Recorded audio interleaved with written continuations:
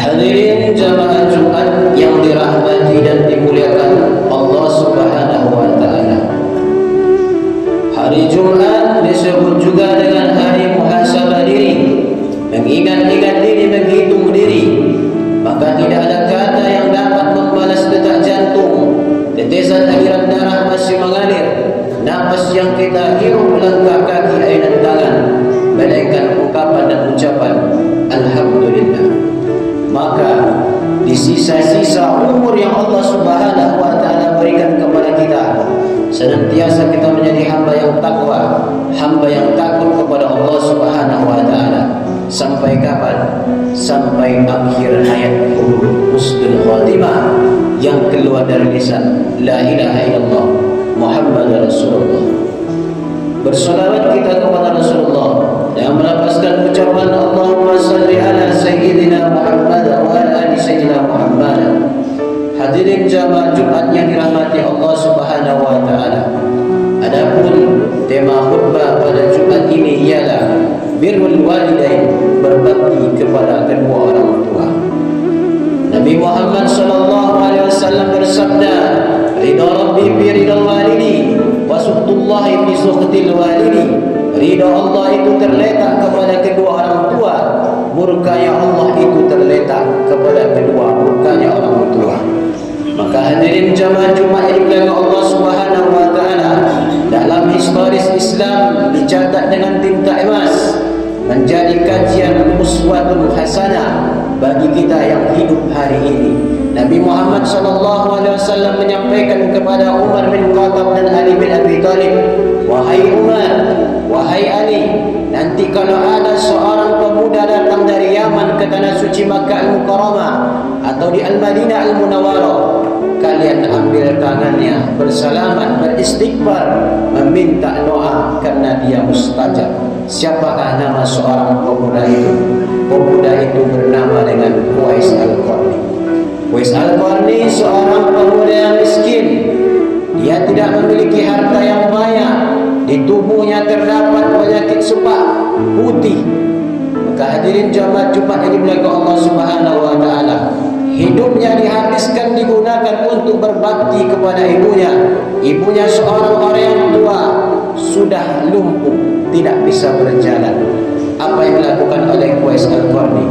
Pagi ibunya dimandikan, habis dimandikan dipakaikan pakaian terindah, dikasih parfum, dikasih bedak, dikasih wangi-wangian.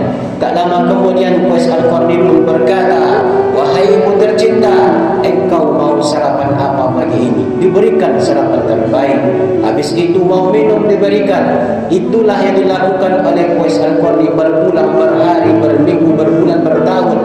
Ada satu perkataan yang merasuk ke dalam hati Uwais Al-Qarni, wahai anakku tercinta, wahai anakku tersayang, ibu nak, usia ibu tidak akan lama lagi. Ibu akan pergi meninggalkan dunia yang fana ini. Bisa jadi nak, ibu akan kembali kepada Allah Subhanahu wa taala. Lalu tak lama kemudian ibunya berkata, antarkan ibu nak untuk menunaikan ibadah haji dan umrah. Uwais Al-Qarni seorang miskin, tak memiliki harta apa-apa. Maka suatu ketika ia belilah suatu lembu, diantarkan di ujung bukit yang begitu jauh, sejauh mata memandang. Tiap pagi diulangnya, dari bawah ke atas bukit, naik terus, dilakukan demi cinta kepada seorang ibunya. Orang-orang kampung berkumpul berkata, apa itu Uwais Al-Qarni? Ia adalah pemuda gila. Tak kala unta itu berusia hitungan tahun dan beratnya ratusan kilo. Di situ orang tahu ternyata Uwais Al-Qarni ingin menggendong ibunya ke tanah suci Makkah Al-Mukarramah. Kalau kita lihat dalam sejarah Islam, berapa jarak tempuh berjalan kaki menggendong Uwais Al-Qarni untuk membawa ibunya tercinta? Lebih kurang 12.000 kilometer. Kalau kita lihat hari ini, jarak dari Riau ke Aceh lebih kurang 1.112 km. Maka apa yang dilakukan Uwais Al-Qarni? Dilakukan demi ibunya tercinta. Maka benar apa yang dikatakan oleh Rasulullah SAW, ridho Allah itu terletak kepada ridho orang tua. Ketika menunaikan tawaf, ibunya pun selesai menunaikan ibadah haji dan umrah, dibawa makom Ibrahim, pas di depan pintu Ka'bah, ibunya berkata, "Wahai Uwais Al-Qarni, apa yang engkau inginkan dari ibunya?" "Saya tidak menginginkan apa-apa, duhai ibuku tercinta tersayang. Aku hanya ingin engkau mendoakan aku dan Allah Subhanahu wa taala mengampuni dosamu." Tak lama kemudian ibunya mengangkat tangan dan berkata dan berdoa, "Ya Allah, masukkanlah anakku ya Allah bersama Rasulullah ke dalam pintu surgamu ya Arhamar Rahimin." Doa yang diucapkan oleh Ibu Uwais Al-Qarni didengar oleh malaikat Jibril. Malaikat Jibril pun menyampaikan kepada Nabi Muhammad sallallahu alaihi wasallam. Hadirin jamaah Jumat dimuliakan Allah Subhanahu wa taala, menjadi iktibar membuka sejarah-sejarah cerita itu, memberikan mutiara hikmah kepada kita sejauh mana kita berbakti kepada ibu kita. Siapa ibu itu? Ibu seorang perempuan mulia. 9 bulan 10 hari kita tinggal di rahimnya, meregangkan nyawa yang melahirkan kita, bersimbah darah, bahkan bercucuran keringat dan air mata. Ya Allah, lahirkanlah anakku di atas dunia ini dengan selamat. Seandainya Pak Dokter berkata ibu selamat, bayi ibu tidak selamat, atau anak ibu selamat, bayi ibu selamat, ibu yang tidak selamat, seorang orang tua itu akan berkata, "Pak Dokter, biarkan anakku selamat lahir di atas dunia ini." Maka hadirin jamaah Jumat dimuliakan Allah Subhanahu wa taala, pernahkah kita merenung berapa kali ibu kita tercinta tidak dapat salat tahajud karena tangis kita? Berapa kali dia tidak dapat salat duha karena tangis kita? Berapa kali puasa tinggal karena memberikan asinya untuk kita bisa sehat tumbuh dengan maksimal? Berapa kali dia tidak dapat salat duha karena kita?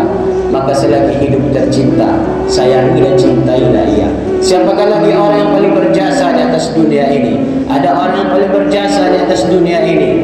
Dia tidak melahirkan kita, dia tidak mengeluarkan darah, tapi darah itu mengalir dalam diri kita. Ia adalah ayah kita. Panas hujan ditempuhnya untuk mencari nafkah yang halal, sesuap nasi untuk sebuah hati belahan jiwa. Terkadang seorang ayah bekerja, lapar dan minum dahaga ditahannya.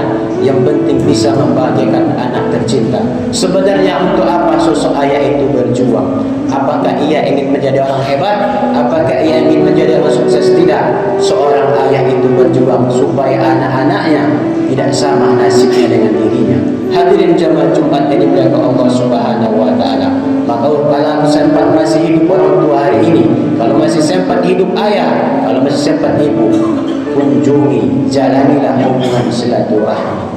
Hadirin jamaah Jumat yang dimuliakan Allah Subhanahu wa taala. Kisah nyata terjadi di salah satu daerah. Seorang bapak habis dari hari raya Idul Fitri, duduk di tiang masjid dalam keadaan duduk meneteskan air mata. Tak lama kemudian pengurus masjid datang kepadanya dan bertanya, "Wahai bapak, kenapa engkau menangis? Bukankah hari ini adalah hari raya Idul Fitri, hari yang paling bahagia, hari yang dinantikan oleh orang-orang beriman salafus soleh?" Seorang bapak tadi menjawab, "Wahai seorang pemuda, sudah 2 tahun Lebaran, anakku yang aku perjuangkan untuk merantau kuliah menjadi orang sukses, sampai hari ini tidak ada menghubungi aku. Yang saya inginkan bukan harta yang banyak, yang saya inginkan, saya rindu wahai seorang pemuda, dari seorang anak yang saya perjuangkan siang, pagi, petang dan malam. Yang saya rindukan adalah ayah. Apa kabarmu ayah? Itu yang saya rindukan." Maka hadirin jamaah Jumat ini Allah Subhanahu wa taala, jangan pernah menyiksa orang tua dengan kerinduan. Jangan siksa orang tua dan kita dengan kerinduan. Karena apa? Keramat bukan pohon yang rindang, keramat bukan makam di atas bukit. Keramat itu adalah orang tua yang mendoakan kita. Nikmat yang paling mulia, nikmat yang paling agung, bukan memiliki kendaraan kencana, rumah yang mewah, harta yang banyak, sawit yang banyak, nama kita masyhur, disegani dimanapun berada, ditelepon banyak berderet-deret mulai dari profesor, doktor, haji, LCMA. Bukan itulah nikmat yang agung. Nikmat yang agung itu adalah balik ke kampung halaman, kita buka pintu, kita ucapkan salam, masih ada jawaban dari ibu tercinta. Itulah nikmat yang paling mulia. Maka orang tua kalau masih hidup, jadikan kesempatan emas. Kalau dia telah tiada, malang tak dapat ditolak, untung tak dapat diraih. Hanya dapat kita mengangkat tangan membaca surat Al-Fatihah, membaca doa bapa, Allahumma ighfirli dzunubi wa li walidayya warhamhuma kama rabbayani shaghira. Maka hadirin jemaah Jumat dimuliakan Allah Subhanahu wa taala, khotib terakhir menyampaikan, kalau ingin hidup bahagia, muliakanlah orang tua. Kalau ingin hidup ini susah, payah mencari pekerjaan, itu bisa saja kita durhaka kepada orang tua kita. Dalam historis Islam ada seorang bernama Alqamah, seorang ulama masyhur, dikenali, muridnya begitu banyak. Dalam keadaan di akhir-akhir hidupnya tidak bisa dia mengucapkan kalimat la ilaha illallah Muhammad Rasulullah. Bahkan seorang sahabat datang kepada Rasulullah, ya Rasulullah, ada seorang yang alim bernama Alqamah ya Rasulullah, tidak bisa ia ya Rasulullah untuk menutup matanya mengucapkan kalimat la ilaha illallah.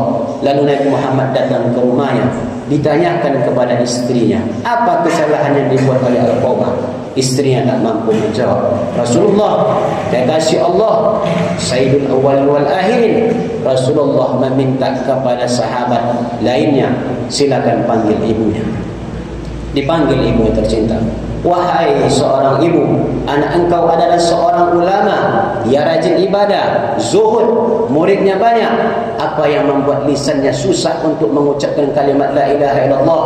Ibunya berkata, dahulu di hari nan fitra, di hari raya Idul Fitri, ketika malam takbir berkumandang, Alqamah pergi di sebuah pasar membeli baju yang begitu cantik dengan harga yang begitu mahal.